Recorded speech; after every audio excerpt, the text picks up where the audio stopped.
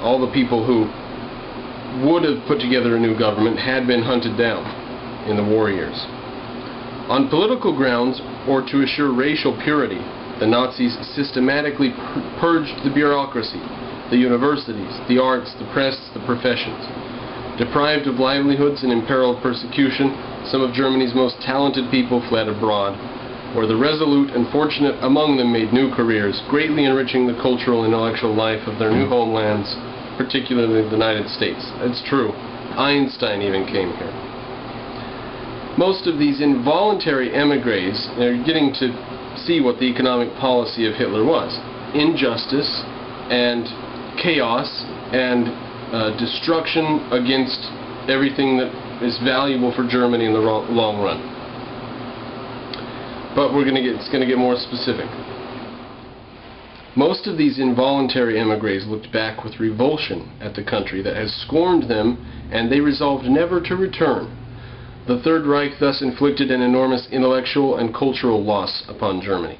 At the end of the war, the country's once proud universities and scientific institutes sat idle and discredited after 12 years of collaboration and repression, stripped of much of the talent that had won them worldwide prominence before 1933. The media, which the Nazis had turned into conveyors of propaganda, collapsed along with the regime. So that must be part of their economic policy. Economic policies against the press resulted in what? Listen to this. In May 1945, the country was without a single functioning newspaper, magazine, publishing house, or radio station of its own.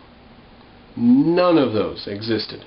The state had taken them all over so thoroughly that if the state's not there to do it, there's no one there. And these things evaporated and disappeared with the state. German art and literature, prostituted to the Nazi regime, stood discredited. Once a major contributor to Western civilization, Germany seemed moot and culturally sterile after its relapse into barbarism. It's not put too strongly, is it? Now, it mentions a lot of different brains that left the country there. Scientific and cultural and artistic and literary. But business brains, too, must have fled. And they must have been some of the early ones to flee. And the businessmen left over must have been Wesley Mooch types, people who were willing to do anything and crawl on their belly before any sort of government regulation and intrusion if they thought they could make a living or maybe even get rich. Willing to do anything.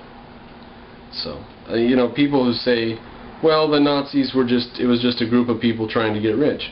No, if they were trying to get rich, they'd have done something else. They were systematically anti-life, philosophically corrupt.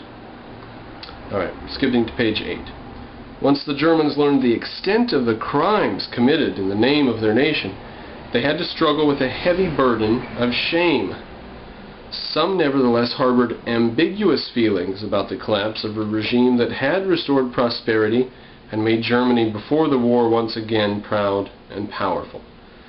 Again, Russia was proud and powerful too once they were built up with Western loans and Western money. Italy as well. It had its steel production soaring because America had built them some steel plants.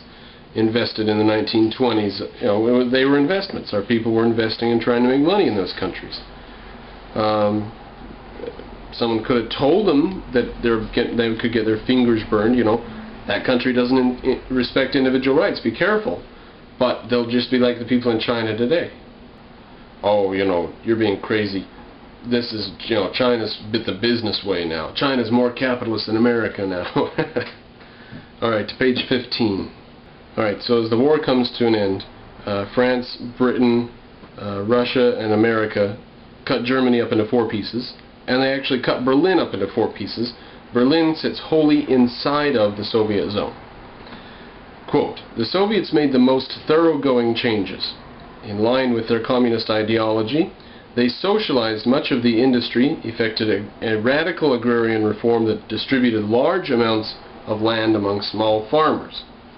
That land reform eliminated the huge rural estates that had served for centuries as the economic foundation of Prussia's agrarian gentry, the Junkers, who had played such a disproportionate and unfortunate role in Germany's history.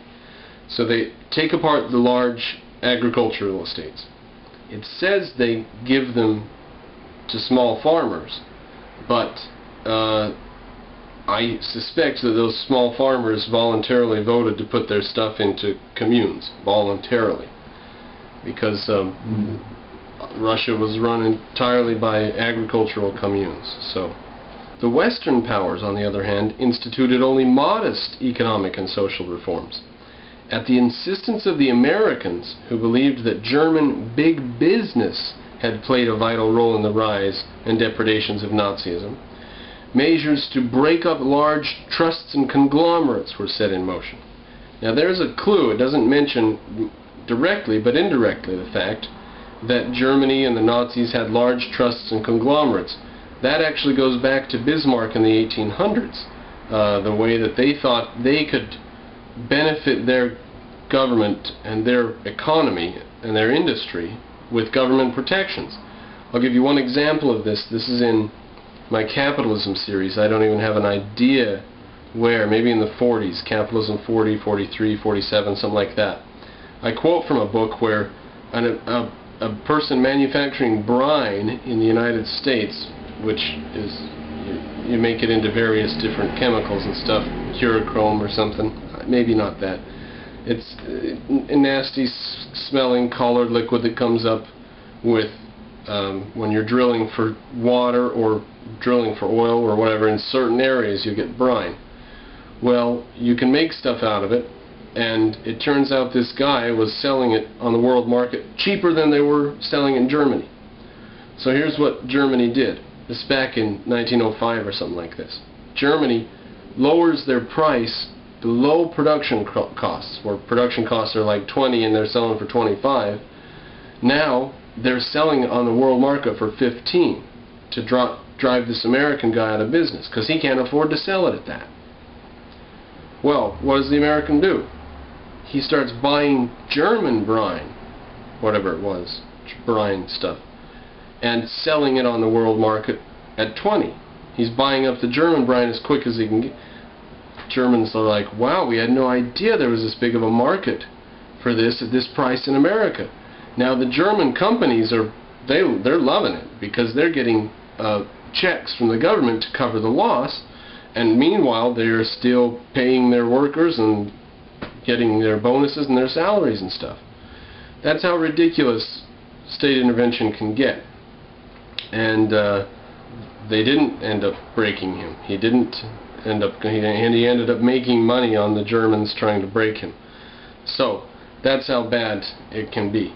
That's basically that background of government control of the economy for the benefit of the nation and the people goes clear back from the 1800s and right up to the end of 1945. So America tries to enact antitrust laws and break these things up. The British Labour government had initially favored socializing at least basic industries as coal and steel. The war-battered British found themselves, however, too dependent upon economic aid from the United States to defy American opposition to their consent, or to imposing such a fundamental change on Germans without their consent. So America said, no, we're not going to socialize their country unless the Germans want it. Now, Britain was too poor to really put up a fight. They were actually dependent on aid from the United States. Alright, that's all we need from Germany, from partition to reunification, by Henry Ashby Turner Jr., by the way. I don't think I mentioned his name before. Now to Hitler over Europe. This is by Ernst Henry, H-E-N-R-I, 1934. It's got a map in the front that shows Germany going from the border of France, engulfing all of Sweden and Denmark and Finland, engulfing all of the Ukraine and most of Austria, clear down to the... This is in 1934, it shows this map. Because the Germans had announced it. Let me see, what's the name of it? It's called the Map of the Rosenberg Plan. And they ended up taking that and a lot more, didn't they? We start on page 28.